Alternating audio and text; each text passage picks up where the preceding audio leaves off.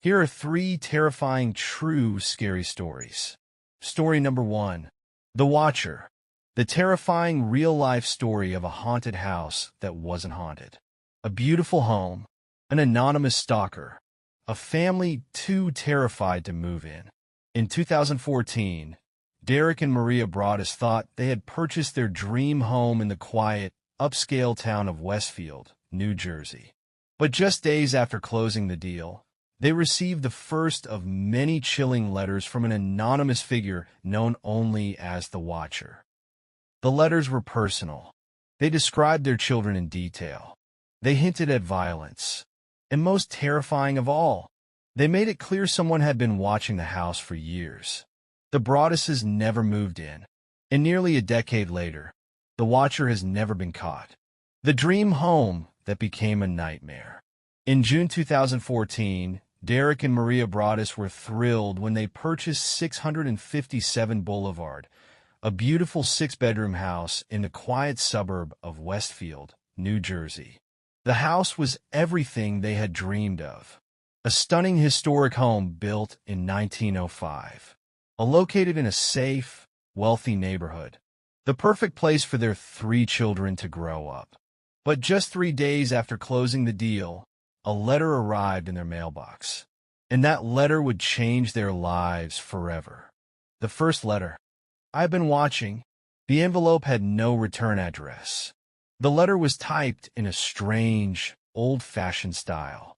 It began simply, "Dearest new neighbor at 657 Boulevard, allow me to welcome you to the neighborhood." But the tone quickly turned sinister. 657 Boulevard has been the subject of my family for decades now. And as it approaches its 110th birthday, I have been put in charge of watching and waiting for its second coming. The writer, who called themselves the Watcher, claimed they had been watching the house for generations.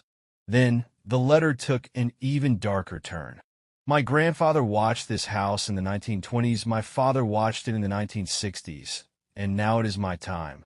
Do you need to fill the house with the young blood I requested? Once I know their names, I will call to them and draw them to me."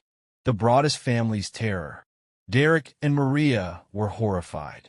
Someone knew they had young children. Someone was watching their house, and had been watching for years. Derek rushed to the police, who were equally disturbed. But there was no suspect, no leads, no way to trace the letter. The second letter. "Why are you here?" 2 weeks later, another letter arrived. This time, it was more personal. "Why are you here? I will find out. I see that you have already flooded 657 Boulevard with contractors, so that you can destroy the house as it was meant to be. TSK, TSK, TSK, bad move. You don't want to make 657 Boulevard unhappy." The Watcher had seen the family hiring painters and landscapers. They were watching in real time. Then, the most terrifying part. "You have children. I have seen them. So far, I think there are 3 that I have counted. Do you need to fill the house with the young blood I requested? Have they found out what is in the walls yet?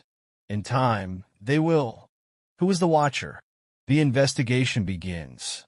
The Broadduses hired private investigators and even a former FBI agent. They examined the handwriting, the language, and the details in the letters. Some terrifying discoveries were made. 1. The Watcher knew details only someone close to the house could know. 2. They seemed to have a personal connection to 657 Boulevard. 3. They were obsessed with the home's history. The Broadduses installed security cameras, changed the locks, and stopped all work on the house. But the letters kept coming. The third letter. "Have they played in the basement?" The third letter was the worst yet. "Have they played in the basement yet? Or are they too afraid to go down there alone? I would be very afraid if I were them. It is far away from the rest of the house. If you were upstairs, you would never hear them scream." By now, the Broadduses were living in complete fear. They refused to move in, but they couldn't sell the house either. Who would buy a home being stalked? The suspects. Who was the Watcher? The police investigated several possible suspects, but none were ever proven guilty. 1. The neighbor, the Langfords. The Langford family lived next door. Michael Langford was described as eccentric. He lived with his elderly mother and had a history of mental illness. The police questioned him, but they found no solid evidence. 2. A former owner? Some believe the watcher could be a past resident who was obsessed with keeping the house unchanged. But no former owners had ever reported receiving letters. 3. A hoax? Did the Broadduses fake it? Some skeptics suggested the Broadduses wrote the letters themselves to get out of buying the house. But they never tried to sue the previous owners. They never moved in. They lost hundreds of thousands of dollars trying to sell it. Why would they fake something that ruined their lives? The aftermath. A house no one wants. By 2017, the Broadduses were desperate. They tried renting the house, but new tenants also received letters. They tried selling it, but buyers were too afraid to live there. Finally, in 2019, they sold the house at a huge loss. The new owners haven't reported receiving any letters yet. But the watcher has never been caught. Was the watcher real? Or was it something else? To this day, no one knows who the watcher was. Was it a deranged stalker obsessed with the house? A jealous neighbor playing a cruel joke? A supernatural force tied to the home's history? One thing is certain. If the watcher was never caught, they may still be out there, watching, waiting for the next family to move in a 657 Boulevard. Story number 2. The mystery of the SS Ourang Medan. The ghost ship that killed its entire crew. All officers, including captain, are dead, lying in chartroom and bridge. Possibly whole crew dead. ED. With those chilling words, the SS Ourang Medan, a Dutch cargo ship, entered the annals of maritime horror. In 1947, the vessel was found adrift near Indonesia, with its entire crew dead, their faces frozen in terror, arms reaching out as if fighting off an unseen force. Before the ship could be investigated, a mysterious fire broke out, and the Ourang Medan exploded, sinking into the ocean. To this day, no one knows what truly happened. Was it a chemical leak, a government cover-up, or something far more sinister? This is the terrifying true story of the SS Ourang Medan, one of history's greatest maritime mysteries. The mysterious distress signal. In June 1947, multiple ships traveling through the Strait of Malacca, a busy maritime route between Sumatra and Malaysia, picked up a disturbing SOS message. The transmission was sent in Morse code. The first message read, "All officers, including captain, are dead, lying in chartroom and bridge. Possibly whole crew dead." There was a brief pause, and then a second, even more haunting message. ET. After that, radio silence. Alarmed, the SS Silver Star, an American merchant vessel in the area, responded to the call and rushed to the coordinates. What they found was beyond imagination. The ghost ship, the SS Ourang Medan. When the SS Silver Star arrived, they found the SS Ourang Medan floating aimlessly. There was no visible damage to the ship. No distress flares had been fired. No one was on deck. Everything was eerily silent. The rescue crew boarded the ship, expecting to find survivors, or at least clues to what had happened. Instead, they found something terrifying. The horrific scene on board. The entire crew of the Ourang Medan was dead. But the way they died defied all logic. The captain was found slumped over the wheel, his eyes wide open in terror. Officers in the radio room and bridge were sprawled out on the floor, frozen in fear. Crew members on the deck lay on their backs, their mouths open in silent screams, arms reaching out. Yet, none of them had visible wounds. No stats, no stab wounds, no signs of struggle. Even more disturbingly, some bodies were found with their hands twisted, as if trying to claw at their own throats. And in the engine room, the ship's dog was found dead, its face twisted into a snarl, teeth bared. The entire scene was unnatural, as if something had killed them instantly. The sudden explosion and the ship's mysterious destruction. As the SS Silver Star crew searched the ship, they decided to tow it back to port for investigation. But before they could do so, smoke began rising from the hull. Within minutes, a massive explosion rocked the Ourang Medan, sending fire and debris into the air. The Silver Star's crew barely escaped before the ship sank beneath the waves, taking its secrets with it. The Ourang Medan was gone, and with it, all hope of uncovering the truth. Theories. What killed the crew of the Ourang Medan? With no physical evidence left, historians, researchers, and conspiracy theorists have tried to piece together what happened. Here are some of the most chilling theories. 1. Poisonous chemical leak. One of the most accepted explanations is that the Ourang Medan was smuggling hazardous chemicals, possibly cyanide or nerve gas. If there was a leak, the toxic gas could have spread through the ship, causing the crew to suffocate and hallucinate before dying. The twisted hands and terror-stricken faces might have been a result of convulsions and asphyxiation. The final explosion could have been caused by volatile chemicals igniting. Problem with this theory? There was no official cargo record for the Ourang Medan. If it was a secret mission, why did it send a distress call? 2. Carbon monoxide poisoning. Another theory is that a faulty boiler on the ship leaked carbon monoxide, slowly poisoning the crew. A carbon monoxide poisoning can cause hallucinations, confusion, and death.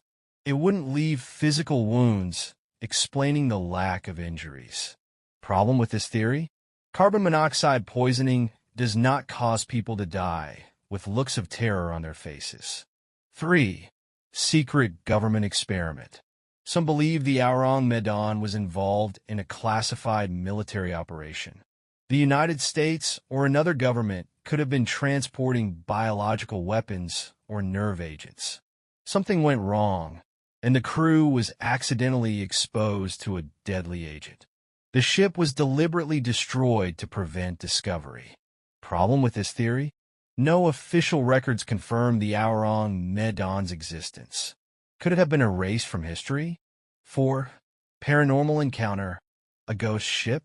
Some believe that something supernatural was responsible. Did the crew see something they weren't supposed to? Was the ship cursed or haunted? Some stories suggest that a ghostly figure was spotted in the radio room, sending the final message. Problem with this theory? There is no hard evidence, just eerie stories. 5. UFO encounter. An extraterrestrial attack? This theory suggests that the Ourang Medan's crew was killed by an unknown extraterrestrial force. Witnesses reported strange lights in the sky over the Strait of Malacca that night. The crew's horrified expression suggests they saw something beyond human understanding. The lack of injuries could suggest radiation exposure or an energy weapon. Problem with this theory? There is no proof of alien involvement, but if there was, would governments tell us? The mystery remains. Decades later, no wreckage of the SS Ourang Medan has ever been found.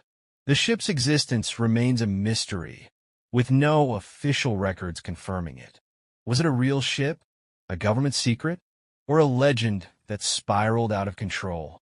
One thing is certain. If the Ourang Medan did exist, its final transmission still haunts history. AD. Story number 3.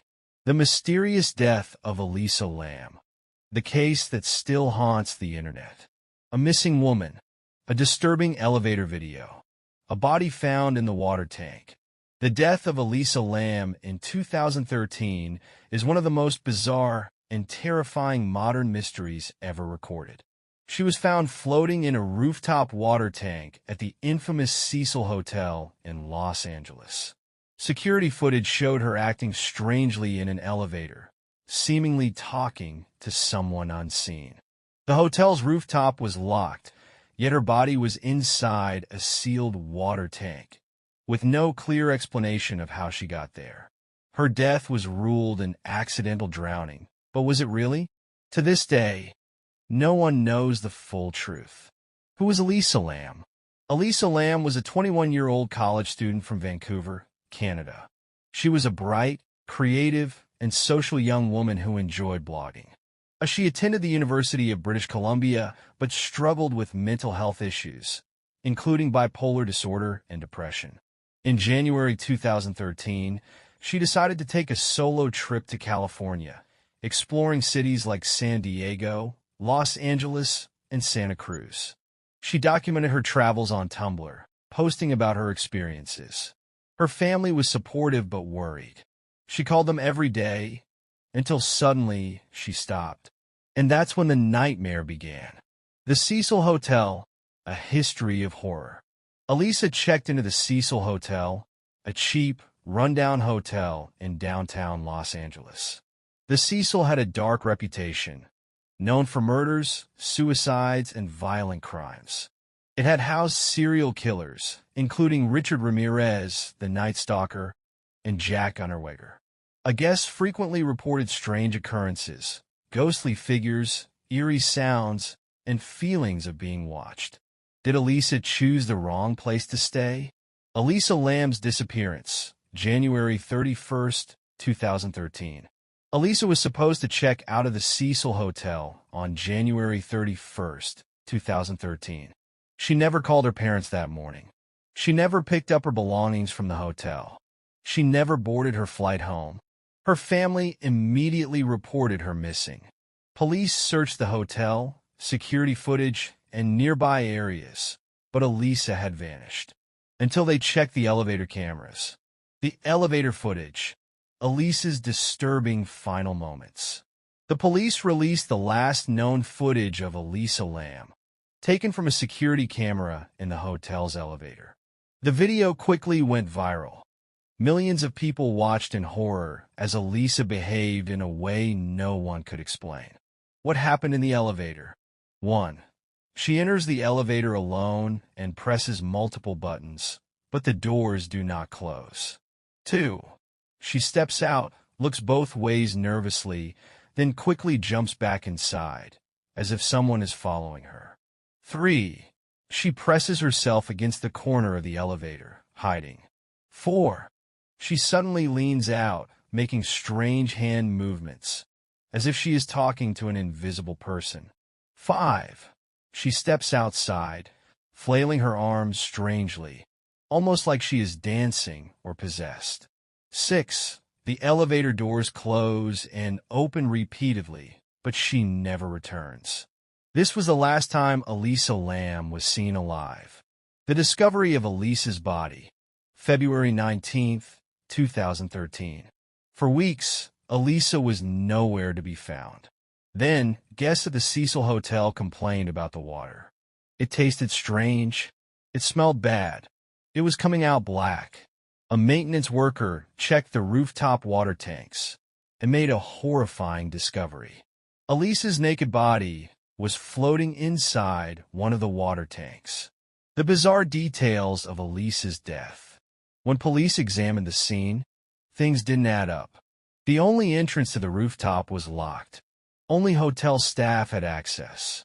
There were no ladders leading up to the tank. So, how did Elisa get in? Even stranger. Her clothes were found at the bottom of the tank, but there were no signs of struggle. The autopsy found no drugs or alcohol in her system. The tank's lid was extremely heavy, yet it was closed when she was found. Who closed the lid? Theories. What really happened to Elisa Lam? With no clear cause of death, theories began to spread. 1. Accidental drowning, official explanation. The Los Angeles County Coroner's Office ruled Elisa's death an accidental drowning caused by her bipolar disorder. They claimed she was experiencing a manic episode, became disoriented, and climbed into the tank herself. However, this does not explain how she got onto the locked rooftop or why the heavy lid was closed. Flaws in this theory. Why didn't the hotel security system detect her? Why did she act so strangely in the elevator? Why were her clothes removed inside the tank? 2. Murder cover-up. Some believe Elisa was murdered and placed in the tank. Could a hotel employee have killed her and used their key to access the rooftop? Did someone drug her, then dump her body to cover up a crime? Why was the security footage edited? Some frames appear to be missing, but there was no evidence of physical assault. If she was murdered, it was done in a way that left no evidence behind. 3. The paranormal theory. Some believe Elisa was possessed by a supernatural force. Her strange hand movements in the elevator resemble someone communicating with an unseen entity. The Cecil Hotel has a dark history. Was Elisa another victim of the hotel's curse? Some say her movements looked like she was being controlled. Could the ghosts of the Cecil Hotel have taken her? 4. The elevator game theory. A creepy internet theory suggests that Elisa was playing the elevator game, a Korean urban legend that supposedly lets players travel to another dimension. The game requires you to press elevator buttons in a specific order. If done correctly, a mysterious woman enters, but you must never speak to her. If you do, you will be trapped between worlds. Some believe Elisa unknowingly played the game and never made it back. The unanswered questions. To this day, the mystery of Elisa Lam remains unsolved. 1. Why did she act so strangely in the elevator? 2. How did she get onto the locked rooftop? 3. Why was the water tank lid closed? 4. Was it murder, mental illness, or something supernatural? Her case haunts the internet, inspiring documentaries, conspiracy theories, and horror films. One thing is certain. Elisa Lam's death is one of the strangest and most terrifying real-life mysteries of all time. Thanks for watching. Subscribe for more stories.